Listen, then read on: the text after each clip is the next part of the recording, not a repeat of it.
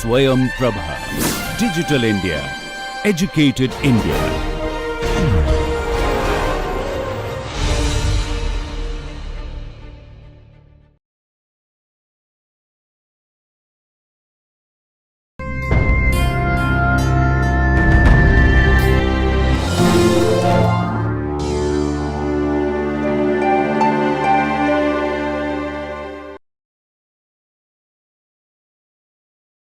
Welcome once again, and today, as we said earlier, we are going to discuss about economics of sustainable development, right? So, this is economics of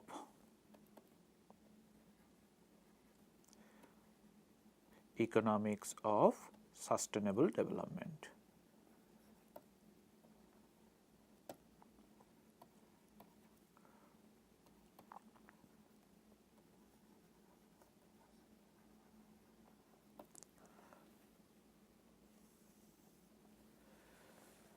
Right?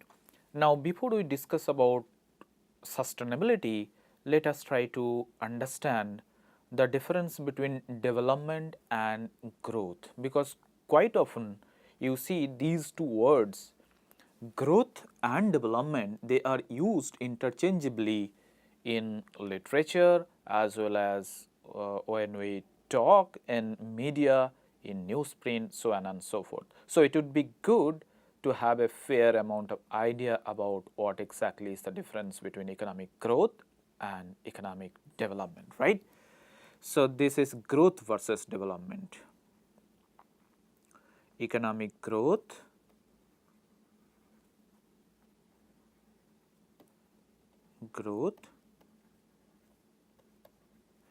versus economic development.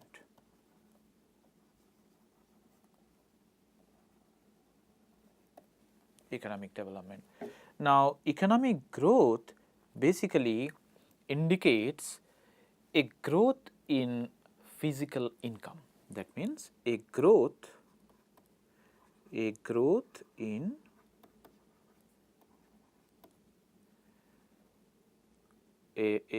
or I would say in this way, a physical growth in nation's income, right. A physical growth or rise or increase in nation's income measured by, how do you measure nation's income? Measured by gross domestic product, GDP, or gross national product, okay, or net domestic product, NDP, or net national product, NNP. These are several indicators of economic growth. So, if there is a rise or increase in GDP or GNP or NDP or NNP, then we will say that country is growing, right. So, it is only a growth indicates only a physical increase in country's income. But what about development? Development basically indicates whether this growth, that means it adds qualitative dimension to this growth, right. So, that means development basically indicates distributional aspects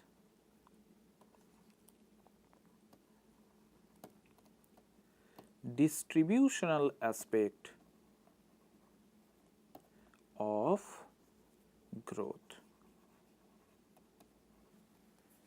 Okay. For example, I would say that growth is necessary, but may not be sufficient to achieve economic development. Why?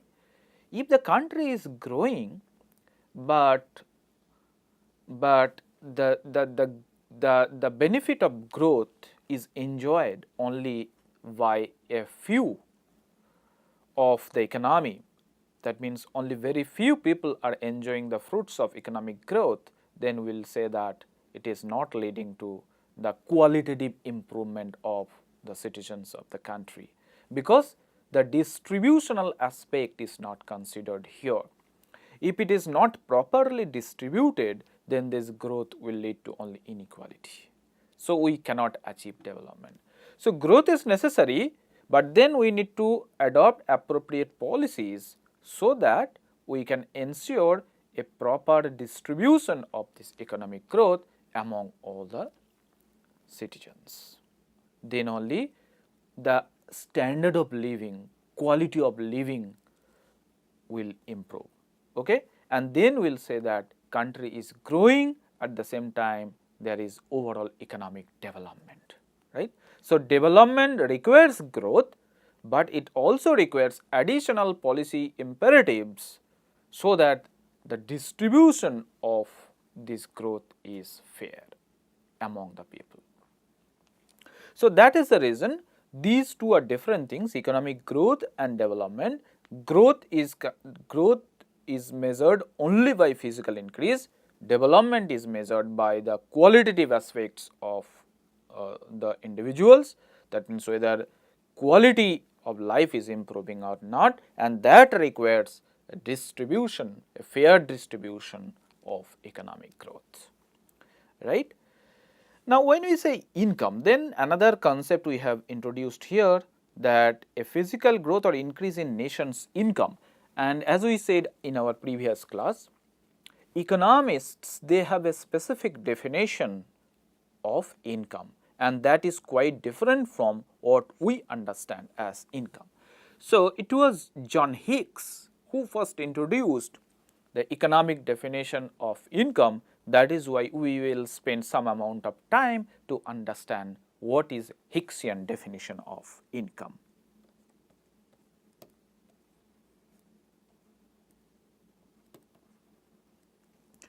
Hicksian definition of income.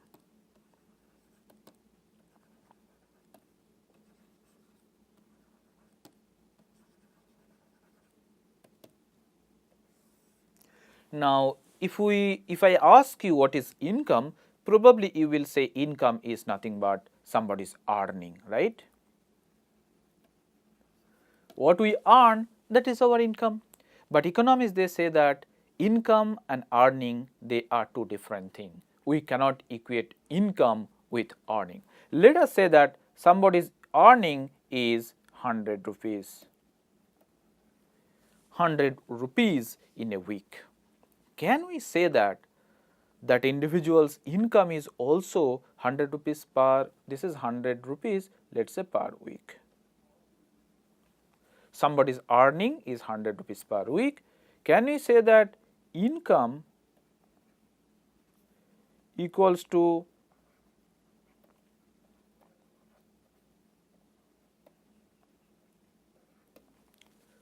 is also 100 rupees per week? While all of us believe, yes, this is the case, if earning is 100 rupees, then income will also become 100 rupees per week, but economists, they say that this is actually not the case. If earning is 100 rupees, income cannot be 100 rupees, it would be less than that. Why this is so? Because Hicks defined income as income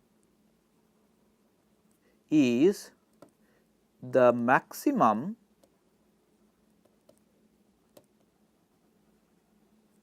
fraction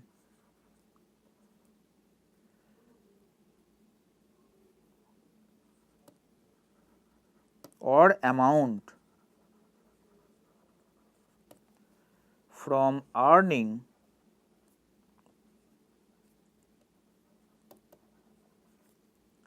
that the individual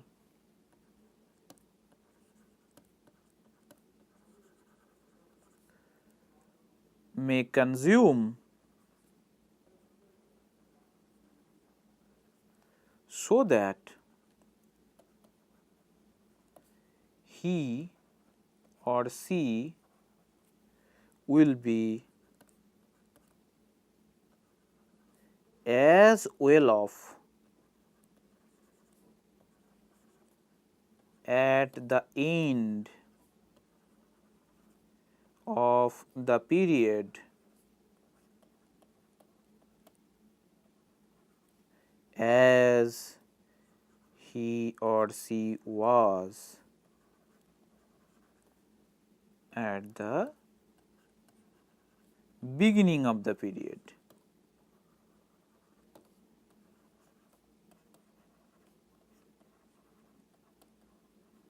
So, income is the maximum amount or maximum fraction of earning that the individual may consume, so that the individual would be as well off at the end of the period as he was at the beginning of the period. So, the definition looks quite involved, but it is actually a simple concept to understand. Let us say that this is period T is per week, month, year or whatever. This is the starting point and this is the end point. So, if the individual earns rupees 100 here and derives some amount of utility, let us say U1, can the individual consume the entire 100 rupees? If the individuals consume the entire 100 rupees, then at the beginning of the period, the utility which is U2 is not exactly equals to U1. Whatever I earned, I have consumed, so at the end of the period, I have nothing to consume actually. I have nothing. So that means the entire amount of earning I cannot consume, because then at the end I have nothing and my utility or well-being would be quite less than what I was enjoying at the beginning. So that means what the individual needs to do, every individual must ensure that a fraction of our earning is invested somewhere, so that that investment generates future income, so that at the end of the period also we will enjoy that much benefit what we were enjoying at the beginning of the period. So that means if income is 100 rupees, let us say, so if earning is 100, let us say the income would be 60 and investment equals to rupees 40. These 40 rupees of investment will further generate future income, so that we will enjoy or we will ensure our future consumption. So that means investment is required to ensure future consumption. Entire amount of earning if we consume today, if we do not invest anywhere, then we do not have any income. You might be thinking at the end of the period or end of the week, I will again generate some amount of earning. So why do we require investment? In that case, you think the period is actually your entire service life. Your entire service life. At the end of your service life, then you have nothing. So what you have to do then, you have to invest at each and every period that will ensure your consumption after retirement. You can think in this way. So that means basically it says that income is actually a subset of earning, and that subset is the maximum that you can consume from that period onwards. That is the maximum that you can consume from that period onwards throughout your life. And how do you ensure that? You must invest somewhere. This is the difference between income and investment, income and earning. Now, if we apply the same concept in the context of a country, let us say that India's income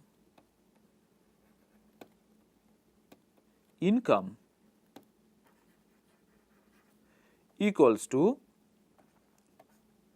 200 or $200,000 in a particular period. Let us assume that, okay, or let us say India's GDP, I would say GDP. What does it indicate? What does it indicate? In every year, the finance ministry will report some figure.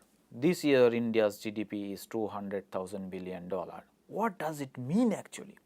That means applying the Hickshian definition of income, we can say that this is the maximum India should be able to consume. Let us say this is India's GDP in 2021. In 2021. Okay, in 2021. So, that means we can say that this is the maximum. So, the interpretation is this is the maximum, this is the maximum India should be able to consume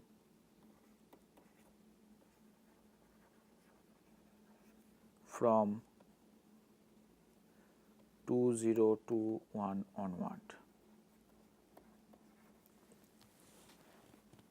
But do you think that if India consumes the entire $200,000 in 2021 itself, then in 2022 India will have sufficient earning, sufficient income to enjoy the benefit what India was enjoying in 2021?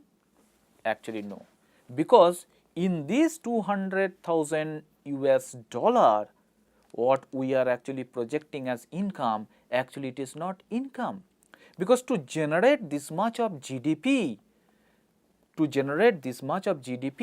the country, Indian economy has extracted many environmental resources, many minerals, many important minerals, oil, coal, so on and so forth. So, that means contribution of those environmental resources are also included here. And if we assume that resource stock is depleting in every period, then whatever we are earning now in 2021, the resource stock in 2022 would be such that India won't be able to produce this much of income.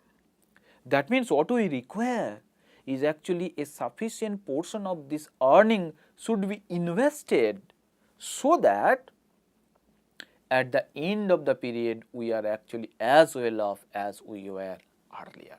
Now, when we say that at the end of the period our well-being will be as good as it was earlier, that means what we are doing, we are indirectly saying that our utility at time period T should be non-declining.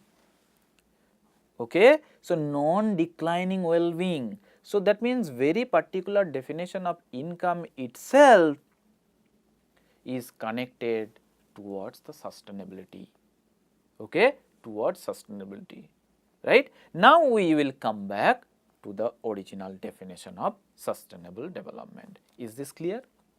So, income basically says, the definition of income says that is the maximum that you can consume from that period onward, so that at the end of the period you are as well off as you were earlier. So, that means at the end of the period your well-being is equals to what you were enjoying earlier, if not more.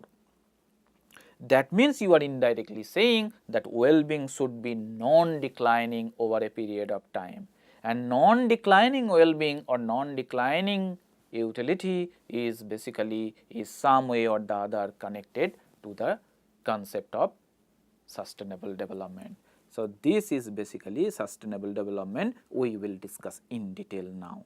So, this is sustainable development, non-declining utility or well-being.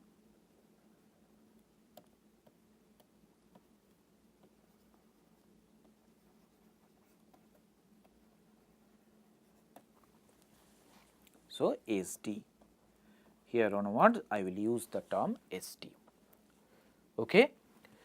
Now, sustainable development has nowadays become a buzzword. Everybody is using the word sustainable development. We we get the word in textbook, we get the word in journals, we get the word in newspaper, media, so on and so forth. But economists, they use a specific definition for sustainable development, and that we are going to understand now. While there are many definitions of sustainable development available in the literature, the most popular one was given in 1987 by Brundtland Commission. So, this is the definition given by Brundtland Commission.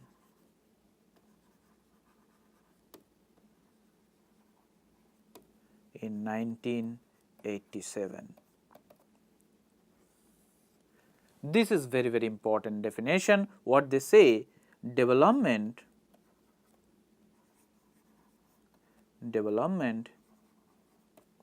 that meets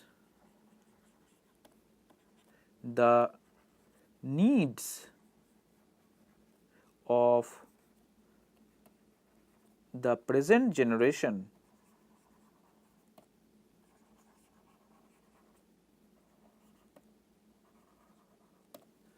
without compromising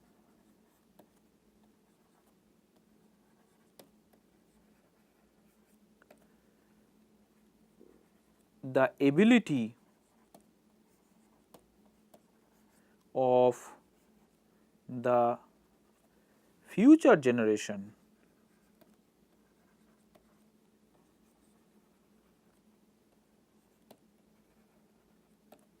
to meet their need. Okay? This definition is really appealing. That means a development that meets the need of the future present generation without compromising the ability of the future generation to meet their own needs. So, that means in the process of development, present generation should use the resources in such a way that they keep enough for the future generation, so that they can also meet their own need. That is the Brundtland Commission's definition of sustainable development given in 1987. So, that means one thing is very clear from this, that this particular definition of SD is more of a concept related to intergenerational equity rather than efficiency.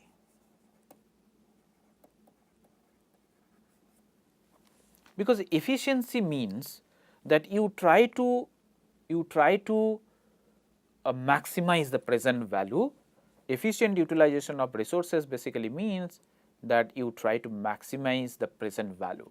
But sustainable development says that instead of achieving efficiency, we need to actually achieve intergenerational equity.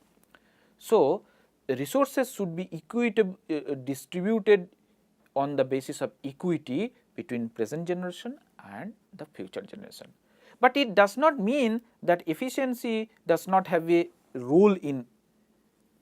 Does that mean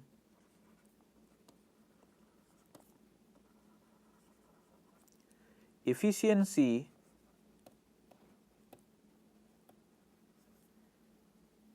has no role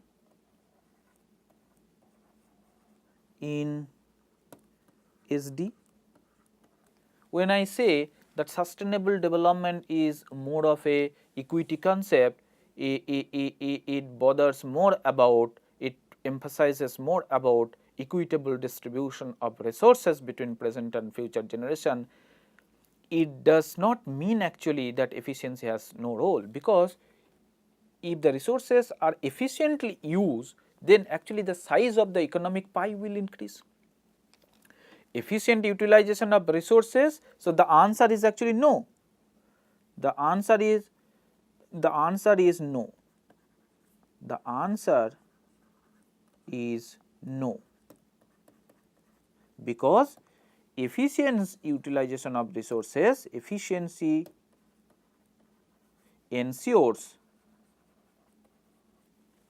maximum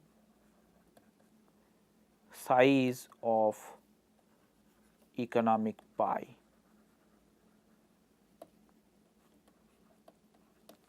And if the size of the economic pie is maximum, then the present generation can actually keep sufficient amount for their future counterpart.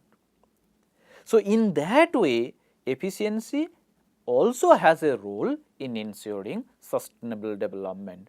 But sustainable development, the concept per se, is more concerned with the equitable distribution of resources, not with the efficiency. Indirectly, efficiency ensures a role by maximizing the size of the economic pie. And when size of the economic pie is larger, then present generation can keep sufficient amount for the future. That is the role of efficiency here.